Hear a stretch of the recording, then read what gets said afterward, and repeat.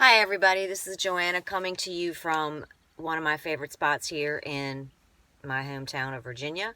And today this video presentation will be my first one on natural law, which we will be discussing the law of divine oneness. But before I begin, let's talk New World Order. Now, for those of you who are not familiar with what the New World Order is, according to most of the information that you will receive, will tell you that in the nearest future, we will have one government, one religion, and one military. And out of all of the information that we are told thus far in reference to the New Order, at least what I have found has been nothing but doom and gloom. This is not a new thing. In fact, this has been around for generations, and you can do your own research on this. There are white papers on this topic. You can look up government documentations. They have a plan for food. They have a weather plan. They have a technology plan.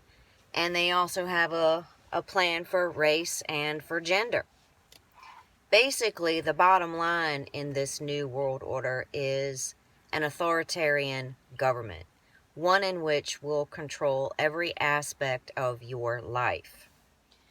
You can see the different ways in which the end powers are trying to implement this one government, one religion, one military concept through the left-right paradigm, depending on how you prefer to say it, tomato, tomato. Anyway, so you have infighting between one side, red, and the other side, blue.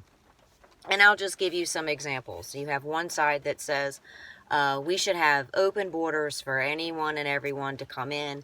The other side says, no, we should have closed borders. We should vet everyone that comes in, make sure they want to be citizens, this and that and the other. Along with the other side saying, well, why should we vet? We should just let people in. This is what made up America in the first place. But the other side will say, yes, however, they followed the rules in order to get into the country. So that would be one way. You have those on one side that says we should have mandatory vaccinations, and then you have the other side who says no, we should not have mandatory vaccinations. We ought to be able to choose what we put in our bodies. In the same way, one side thinks that we should have legal abortions because it is a woman's right to extract what she wants from her body. It is her choice. The other side will tell you, no, we should not have abortion because the child needs a voice and cannot be heard because they are not born yet. One side says higher taxes. The other says no, lower taxes. It's crazy. We even have a controversy on whether the earth is flat or whether the earth is round. The point that I'm trying to make here is that these arguments are obviously dividing the world. You see this all across the whole universe. And it is a distraction to keep us away from what is really going on. And in reference to this doom and gloom New World Order concept, it really does seem as if no matter what we do, we are heading into that direction. However, you don't see anyone, or at least a very few out there, talk about the possibility of this New World Order being on a positive note. And I don't think we should dismiss that. If in the event we do go into a New World Order through the advancement of technology and the evolving of the human mind, I think it's something that we might want to look into. Which brings me to the subject of this video, the law of divine oneness. Keeping in mind that if in the event we were to go into a new world order, and instead of thinking in the direction of doom and gloom, what would happen if we thought of this new world order in a positive way? For instance, what if the new world order implicated freedom, true freedom, as in, I'm just going to be bold when I say this, no government? What if we lived in a society where there were no government, no masters, no rulers, no slaves? Think about that. I mean, isn't that what Christ came here to do? Did he not come here to teach us the laws of freedom? Did he not explain to us how to break the chains of this mind control? I do believe he did. I believe that while Christ was here on this earth, he taught natural law.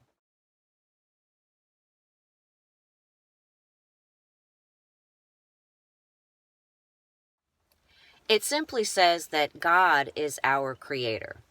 He is the creator of all things. He is our energy source. And energy vibrates in circular motions. Through energy, our ecosystem works with itself, it rewards itself, and is creating long-lasting systems of existence.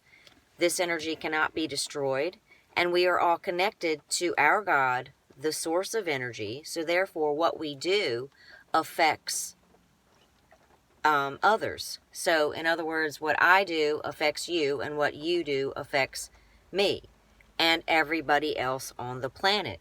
So together we are one. We are united to this divine source, God, the creator, this enormous energy that vibrates in circular motions. The word divine is described as of or like God, excellent, supreme. Oneness is described as the fact or state of being unified or whole, through comprised of two or more parts being one in member. I have here scriptures to back this law of divineness in a biblical reference. 1 Corinthians 12, verse 12.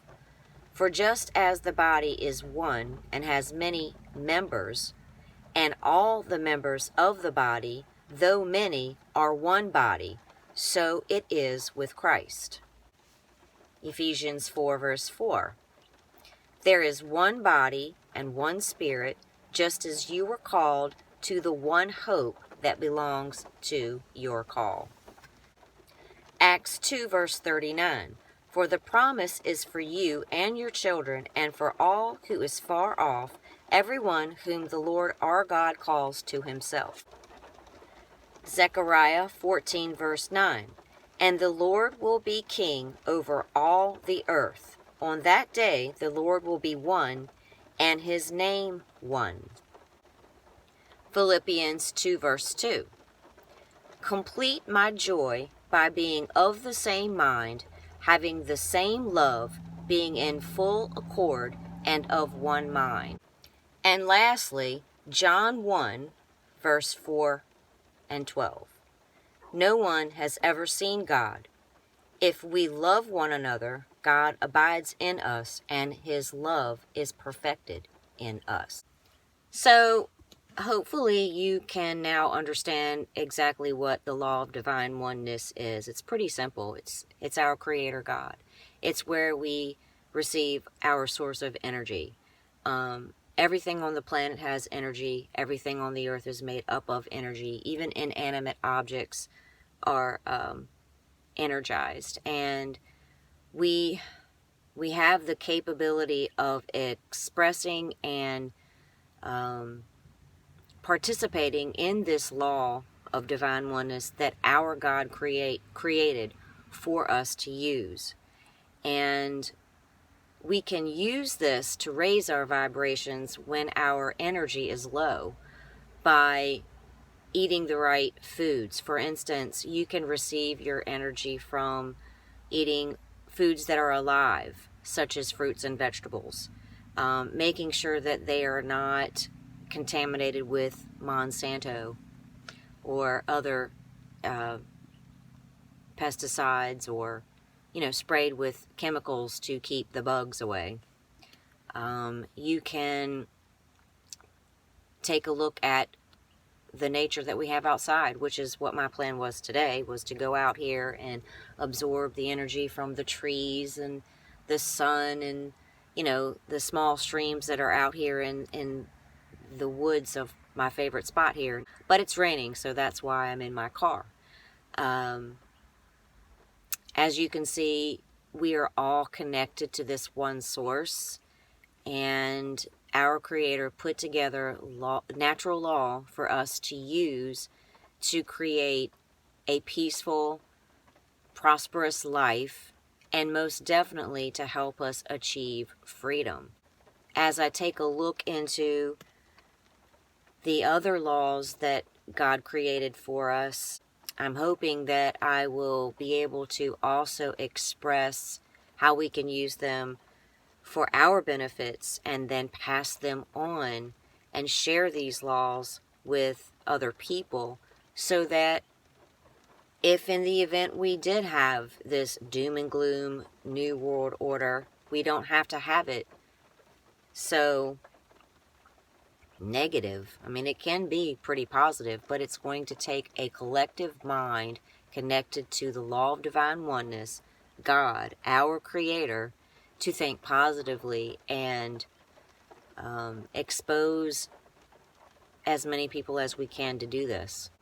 So, I'll talk to you on my next video.